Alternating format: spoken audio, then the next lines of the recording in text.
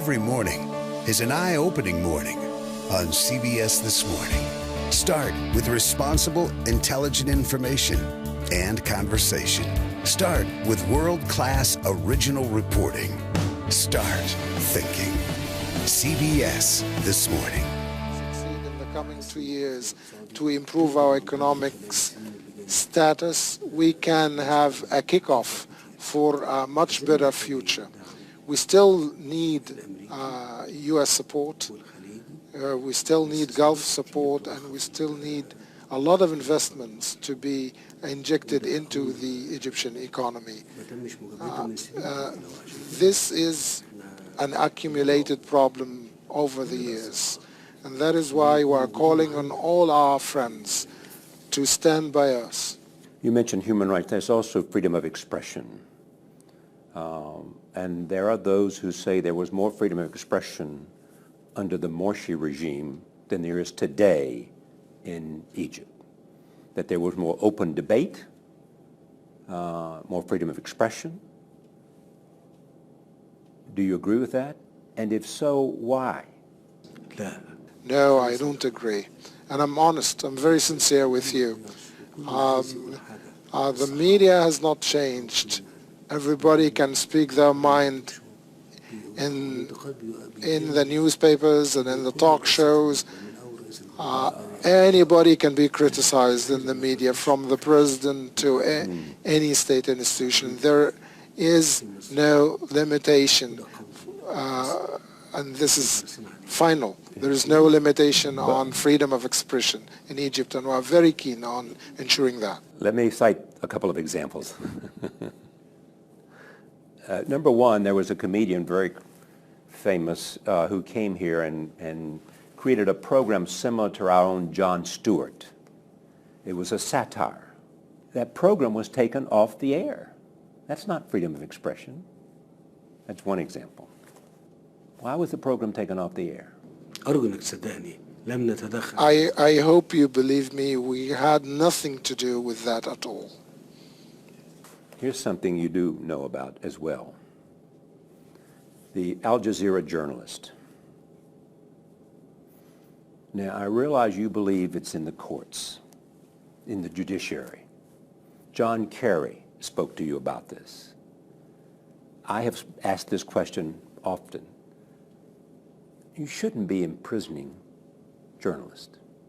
They're not a threat to the state. And they're in prison in Egypt.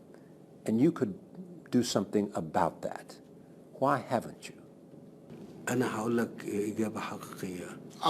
will again be honest with you.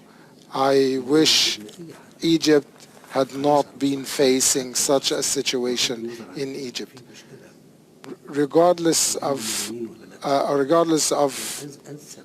their indictment, or that they are innocent or guilty or innocent, the best thing was to get them out of the country. But at that time, when they were arrested, I was not responsible for the country at that time. I was only the Minister of Defense. This is one point. The second point is that the judicial formalities are still in process. Any state understands that if there is even any violation on the part of the journalists, no country would like to imprison journalists. Countries would not need lengthy debates about having journalists in prison.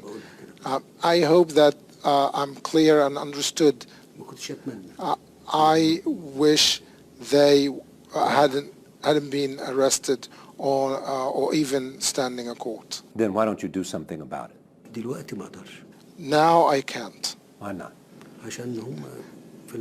Because it is in the hands of the judiciary system. They are standing court according to the legal formalities. I cannot intervene. It doesn't mean that I don't want to intervene, but I cannot intervene. Let me understand you clearly. You would like to intervene. You would like to see them not on trial. You disagree with the indictment, but you're saying, I can't do anything about it. That's what you're saying. They shouldn't be there. They shouldn't have been indicted. let me be clear. Let me be clear, and I'm responsible for the words I'm saying. I said that I did not wish for these people to be treated that way, and they would have been deported from the country and closed that file, and not to be in the state that we are now. But now they are standing a trial, and they are in the hands of the Egyptian judiciary, and we are very keen in this new era of Egypt to make sure that we respect the judiciary, respect the independence, do not pass judgments on their rulings, and we are determined to uphold the judiciary system. I always have shown respect to the judiciary system. If we want Egypt to be as developed and as civilized as other countries, that no one doubts their judiciary system, then we will have to pay the price of ensuring the independence of the judiciary and not interfering in their affairs. And what about Mr. Morsi and Mr. Mubarak? Are they still within the judicial system? نعم. Yes. And what do they face? أنا ما أعرفش. I don't know. القاضي هو اللي هيحكم. It is the judge who is going to give the sentence according to the case, and still the legal formalities are in process. Clearly, you talk about a new Egypt. You were a military man who became president in an election. Mr. Mubarak was a military man who became vice president to Anwar Sadat and then succeeded him and ruled Egypt for a number of years. How are you different than Mubarak? الظروف مختلفة خالص. The circumstances are quite different. وإرادة المصريين And the will of the Egyptians فيصل في كل was the decisive factor إرادة المصريين in the matter that you have just raised. تنهي. When the Egyptians wanted to end إرادة المصريين a certain political rule, they ended it. When they wanted to bring Morsi, they brought Morsi to office. And when they wanted to stop this administration, they just revolted against it and terminated it. But how will your presidency be different than a Mubarak presidency? How do you see yourself as different from him? How do you see your vision of Egypt as different from him? Because many people think this is a return to something rather than a beginning of something. ما تستعجلوش على الحكم على You shouldn't jump to conclusions, and you shouldn't pass early judgments. What does that mean? يعني It means مصر كانت بتتعرض لمخاطر شديدة. Egypt was facing extreme dangers. أنا استدعيت إذا كنت عايز إجابة. And if you want a real answer, I was called in to save Egypt from failure. Called in by whom? الناس. The people. أنت محتاج تنزل مصر. You need to visit Egypt and talk to the people. And I know of the popular support against the Morsi government. I understand that. I also understand that many people, including the United States, raised real questions and said that what should have taken place is that government should have been voted out of office, not thrown out of office, not arrested, not facing severe criminal penalties. And that raised questions. And you have to speak to those questions as you try to restore a vision of Egypt that you believe reflects Egypt. صحيح أنا عايز أقول لك الكلام في الأول. I repeat what I said earlier. I said there was not a mechanism to impeach a president in the former constitution, but now if the Egyptians إن يبقى في إجراء مع want to take action طبقا للدستور الجديد according to the new constitution إنهاء to terminate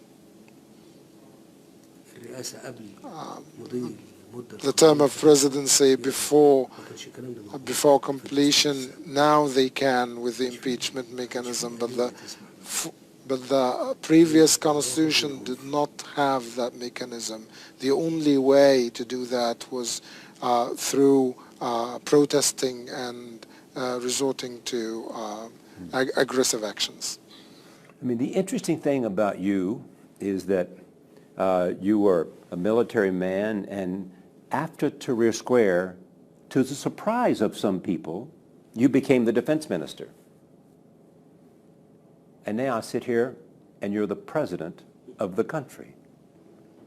احنا بنؤمن بالقدر We believe in fate and destiny, في معتقداتنا and in our beliefs, إن في إرادة إلهية بتحكم we know that there is a divine كل شيء في حياتنا. providence that control many things in our life. نعمل كل قدره. No one can draw the story of their life from beginning to end. So this was not your choice. It was fate, destiny. نعم. Yes. The destiny to do what? احنا هنخش في نقاش